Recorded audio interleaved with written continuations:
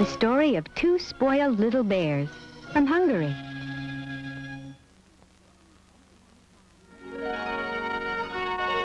Once upon a time, long, long ago, there stood a very tall mountain that reached up into the clouds and was covered with ice the year round. And on the far side of that ice mountain, there was a very deep forest that was always covered with fog. And on the far side of that forest, there lay a valley of dreams, where all birds and animals lived in peace and happiness. It is said that the stream that fed the valley ran rich with milk and honey, that the trees were always full of delicious fruits and nuts, and that the lake was jumping with fish for the bears and otters to eat. It was indeed a valley of dreams, and the birds and animals could not have had a more pleasant life. Among the animals in the valley, there lived two little bear cubs with their mother. I'm bored. I wish that there was something interesting to do. Me too. I'm just tired of sitting around here day after day. I wonder what's on the other side of that forest over there. It sure looks interesting. You see, the two little bears had lived their whole lives in the Valley of Dreams and had become a bit spoiled because of their very easy lives. I don't know. I just have a feeling that there just has to be something more exciting and interesting for us on the other side of those mountains. Huh? You could be right. I wonder if Mom would let us go take a look for ourselves. The more the little bear cubs thought about those mountains, the surer they were that they had to go and explore them. So they asked their mother for permission to leave the Valley of Dreams. But, Mom, you've just got to let us go and see for ourselves. But if I've told you once, I've told you 100 times that there is no better place on earth for us to live than this Valley of Dreams. Remember? But, Mom, if we don't see what the rest of the world is like, we'll never know how lucky we are to live here. Please, Mom, say yes. Come on, Mom, please. Please, Mom. Those cubs were so persistent that there was no way that the mother bear could refuse them. Well, all right. You win. Just be careful. Oh, boy, One more thing. You have to promise me that no matter what happens, that you will not quarrel or fight with each other. Because if you do, you can never return to this Valley of Dreams, and we would never be able to see each other again. Do you understand? Mom, you can trust us. We promise never to fight or quarrel, right? That's right. Okay, then be on your way now before it gets dark. And so the two little bear cubs set out on their great adventure. Goodbye. Bye. Later. Bye, Mom. Goodbye, and remember what I said now. I don't know. I just hope they remember what I told them.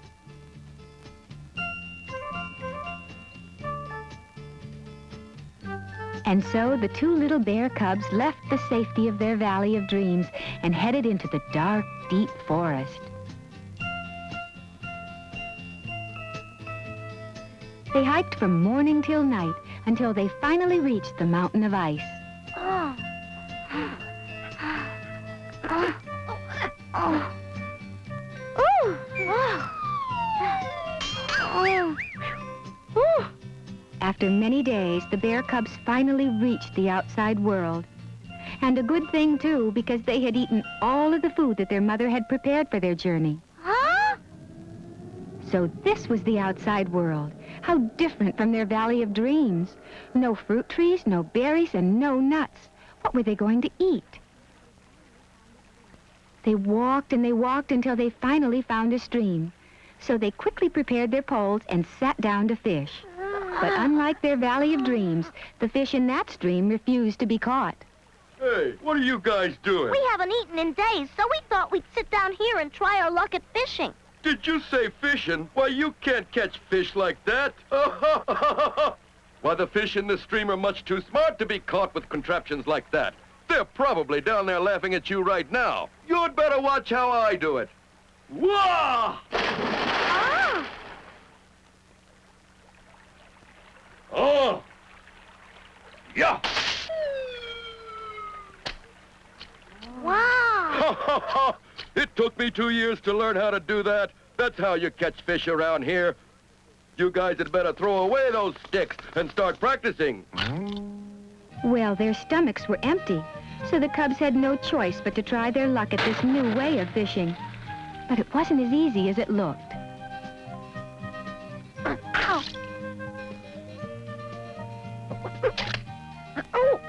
They tried again and again, but not one fish could they catch.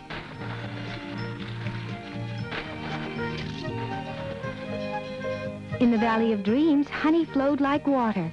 But in this land, getting the honey was no easy trick.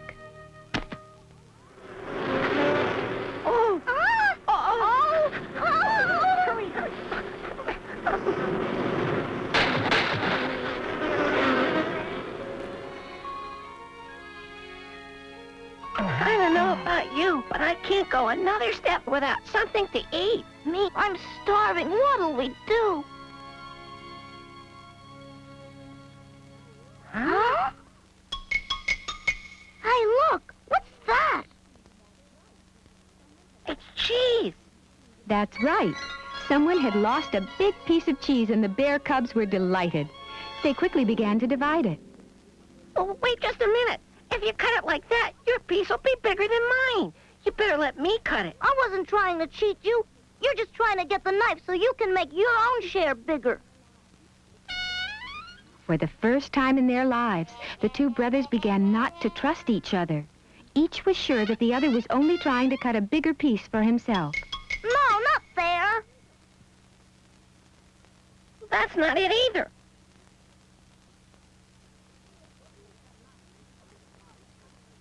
Here, give me the knife. It's mine, too. You think just because you're older than me, you can have it your own way. Oh, don't, give me that. No. Hey, what's going on here?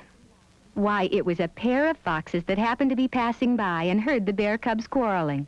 The little cubs began to explain their problem. Well, if that's all the problem there is, my wife and I would be happy to divide the cheese for you. Really? But you have to promise to split it evenly, okay?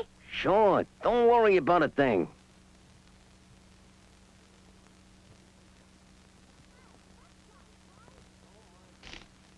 Hey, that's not right. Oh, my goodness.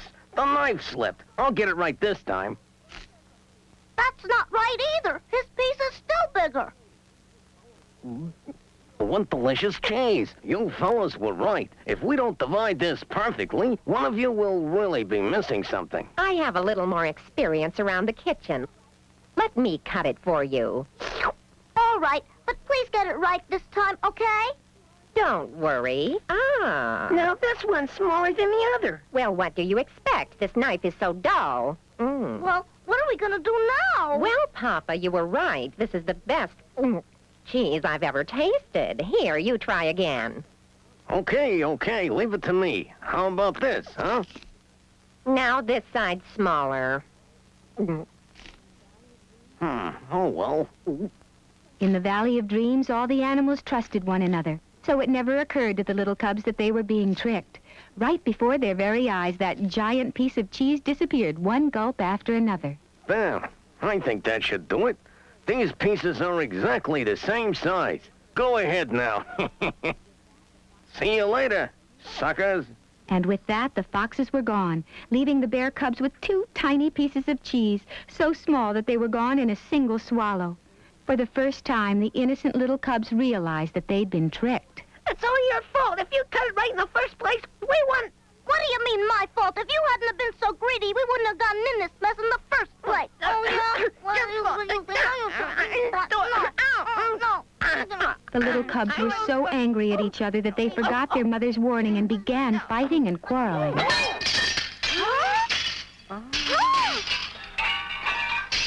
As soon as the cubs began to fight, the magical forest and mountains that guarded their mother's land of honey and happiness came crashing down around them.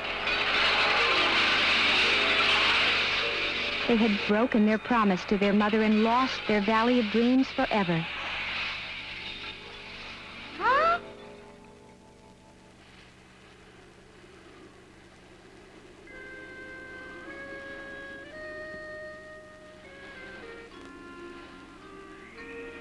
The little brothers had learned their lesson and never again fought or quarreled with each other.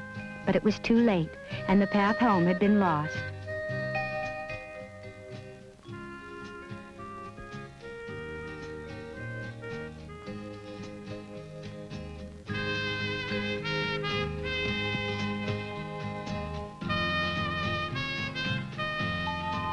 And to this day, the two bears still return, hoping for a glimpse of their mother in the Valley of Dreams.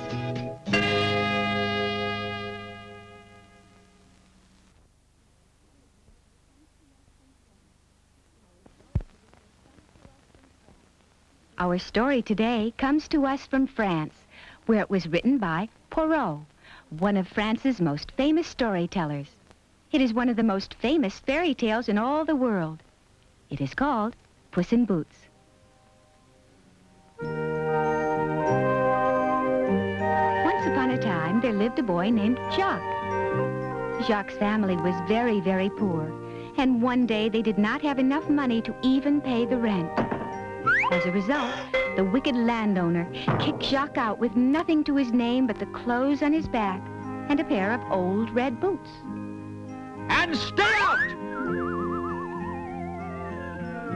Oof! What was Jacques to do with nothing but that old pair of boots to call his own? What's this?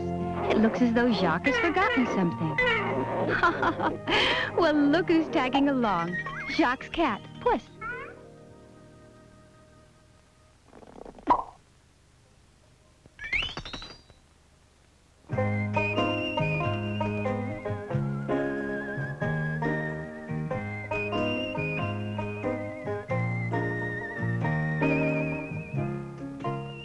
Puss, what are we to do? We don't have anything to eat and nowhere to stay. Master, there's nothing to worry about. Just leave it to me, okay? But you're only a cat. You think you can really get us out of this? Mm-hmm. Puss found a tattered old burlap bag and set off for the forest.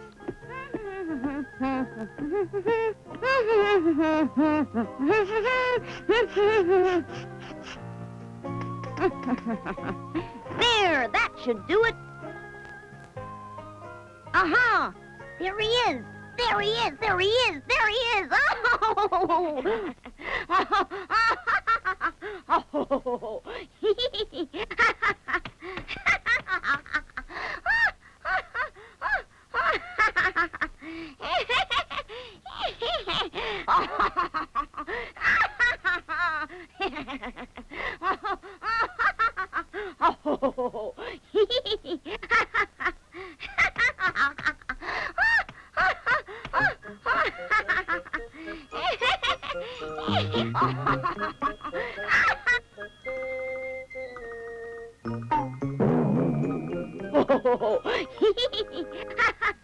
Maybe you thought Puss was out trying to catch himself some dinner, but that clever cat had much bigger things in mind.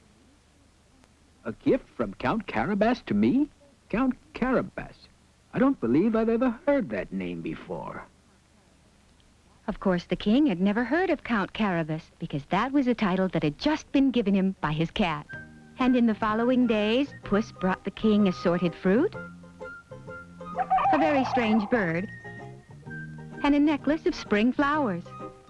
Please send Count Carabas my deepest thanks. That I shall gladly do, Your Highness.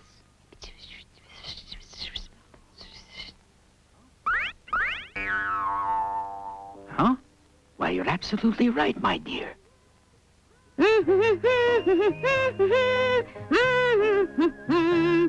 What? The king wants to see me? It's impossible. I just can't. Why not? Just give it a try. Who knows? He might even make you a real prince. What do you say, huh? But what if we're found out? Just leave that to me. There was no turning back now because Jacques had been summoned by the king so that he might thank him for all of his many presents. But how is that clever Puss ever going to turn Jacques into a count overnight?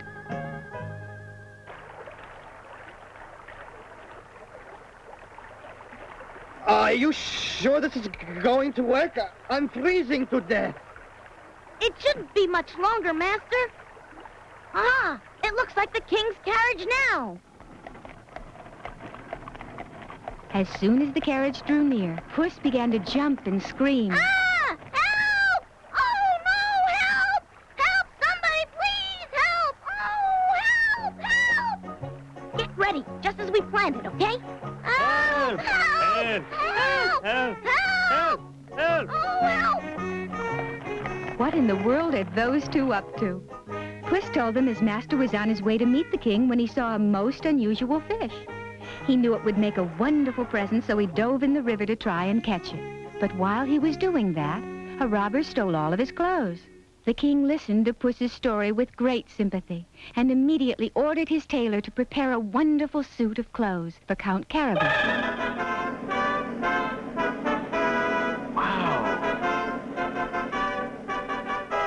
At your service, my lord. It was love at first sight for Jacques and the princess. It was spring, and Jacques invited the king and his daughter to go for a stroll through the countryside. Oh, what beautiful flowers. Oh, and it smells so nice, too. Excuse me, but whose land might this be? Why, it belongs to Count Carabas. Huh? Oh, yes, of course. Oh, say, where's Puss? Puss? But Puss was off in a nearby wheat field. I wonder what he's up to now. Okay, don't forget now, when the king and his daughter come by and ask whose fields these are, you must reply that they belong to Count Carabas. Don't forget now, okay? Huh? If you don't do this, the king will be very angry and throw you all in the dungeon. I'm counting on you. Just reply. This is Count Carabas's land, okay? Uh-oh, it looks like they're coming now. And just as Puss had planned, when the king asked them whose land this might be, they all replied that it belonged to the good Count Carabas. Fishermen, woodcutters, shepherds, they all replied that their lands belonged to the good Count Carabas. Why, Count Carabas, I had no idea you were the owner of all these lands and that you were so respected by your followers. I have trouble believing it myself. Believe me. Everything seemed to be going according to schedule. But then the king asked Jacques to show him his castle, for it must surely be the grandest in the land. Oh, yes, of course, Your Highness. That is Count Carabas's castle atop yonder hill. Ah. But Puss... Jacques had good reason to be worried. It wasn't just that he didn't own the castle, but everyone knew the real owner to be a wicked and terrible wizard.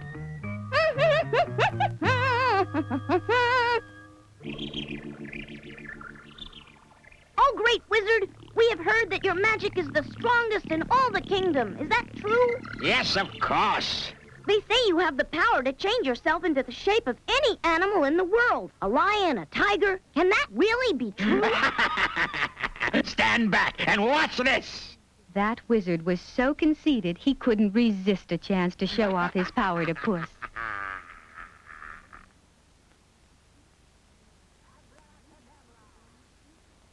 Abracadabra! Wow, maybe Puss had gone too far this time.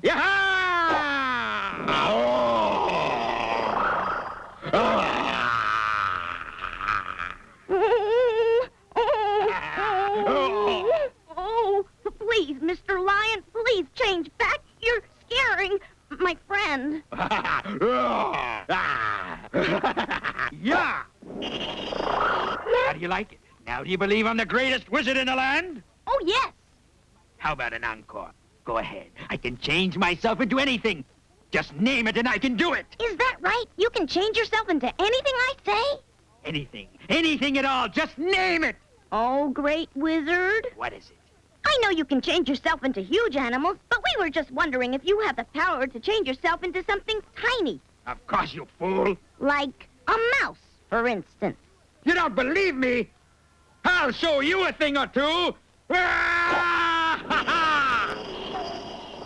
Oh? There! That should show you. I'm the greatest wizard in the world. I believe you. Yeah! What are you doing? Puss's plan had worked perfectly. Now the tables were turned on that wicked wizard. He ran and he ran, but Puss finally caught up with him and made that terrible ogre his afternoon snack.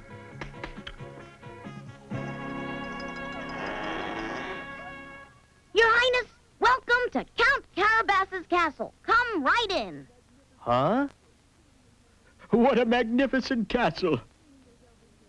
The king was overjoyed. At last he had found a worthy husband for his daughter. Their wedding was one of the biggest and happiest of all time, and Jacques and his princess were ready to live happily ever after. But wait, what's happened to Puss? Oh, there he is.